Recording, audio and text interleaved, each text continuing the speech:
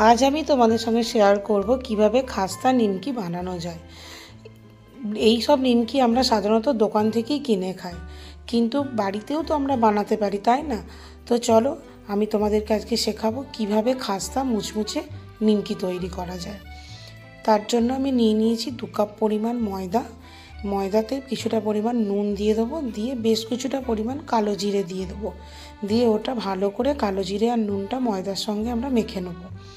এরপর দিয়ে দেবো কিছুটা পরিমাণ সাদা তেল। সাদা তেলের পরিমাণটা একটু বেশিই দিতে হবে, কারণ নিমকিটা মচমচে হবে এই তেলের ময়ামের ওপর নির্ভর করে। তারপর হাত দিয়ে খুব সুন্দর করে ময়দাটাকে আমি সাদা তেলটা মেখে ময়াম দিয়ে নেব। বেশ কিছুক্ষণ ধরেই মাখতে হবে। যত সুন্দর ময়দাটা সাদা তেলের সঙ্গে ময়াম হবে তত নিমকি খাস্তা হবে এবং মুচমুচে হবে, খেতেও সুন্দর লাগবে। এরপর দিয়ে দেবো কিছুটা পরিমাণ রুম টেম্পারেচার জল, না ঠান্ডা জল না গরম জল। জলের পরিমাণটা অল্পই দেবো, কারণ ডোটা আমাকে একটু শক্ত করে মাখতে হবে। নরম করে মাখলে কিন্তু নিমকিটা খাস্তা হবে না। আস্তে আস্তে হাত দিয়ে ডলে ডলে ডলে ডলে ময়দাটা সুন্দর করে মেখে নেব, এবং কিছুটা পরিমাণ জল যদি আরও কিছুটা পরিমাণ লাগে তাহলে দিয়ে দেবো। আমার এখানে জলের প্রয়োজন হয়নি, তাই আমি এই জলটা দিয়েই মেখে নেব। দেখো একটা সুন্দর শক্ত ডো আমি তৈরি করে নিয়েছি।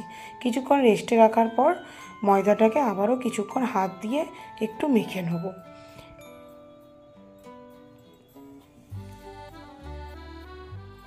মাখা হয়ে যাওয়ার পর আমি এটা লম্বা করে সাইজ করে একটা ছুরির সাহায্যে একই সমানভাবে লেচি আমি 4টে ভাগে ভাগ করে নিয়েছি।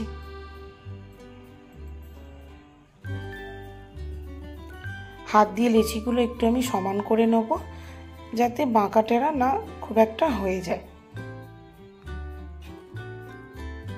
এরপর একটা বেলন চাকির মধ্যে কিছুটা পরিমাণ তেল দিয়ে দেবো, দিয়ে তেলটা ভালো করে বেলন চাকির ওপর মেখে নেব।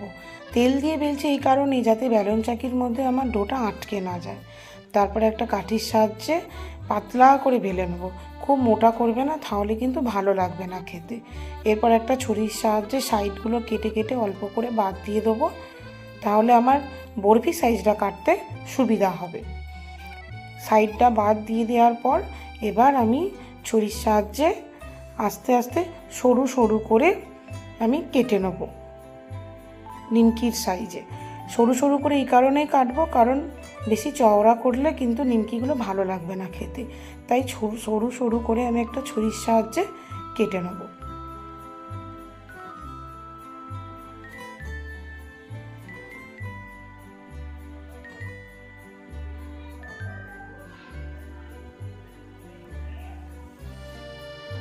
তারপর ঠিক ছুরিটা উল্টো দিক থেকে ধরে একটা বরফির সাইজে, দেখো আমি যেভাবে কাটছি ঠিক এইভাবে কেটে নেবে।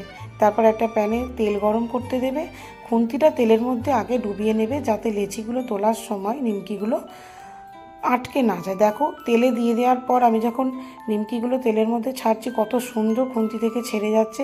এর ফলে কী হবে, আর বাঁকা টেরা হওয়ার কোনো চান্সই থাকবে না। এইভাবে আমি আস্তে আস্তে দিই। অবশ্যই ফ্লেমটা গ্যাসের লো রাখবে, কারণ খুব হাই ফ্লেমে ভাজলে নিমকিগুলো পুড়ে যাবে, কিন্তু ভেতর থেকে খাস্তা হবে না। এরপর ভাজা হয়ে গেলে আমি একটা ছান্তার সাহায্যে এগুলোকে তুলে নেব। বেশি লাল করে ভাজবে না, খেতে ভালো লাগে না।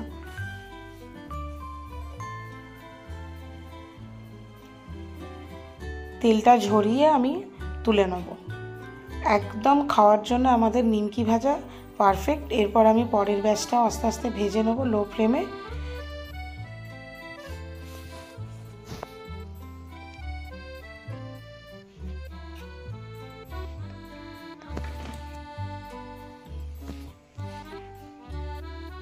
নেড়ে চেড়ে আস্তে আস্তে আমি লো ফ্লেমে নিমকি ভাগগুলো আমার সব প্রায় ভাজা হয়ে গেল।